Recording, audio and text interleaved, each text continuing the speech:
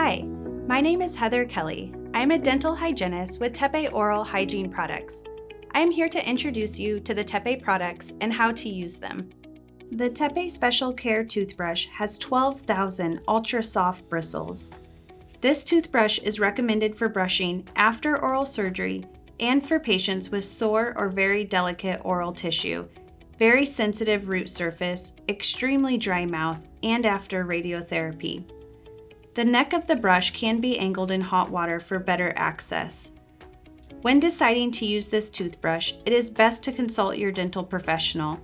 This toothbrush is available in 2 different brush head sizes. The compact size works well when wanting to focus on a localized area of the mouth or in a hard-to-reach area. Thank you for taking the time to learn about our products. Please visit our website for more information.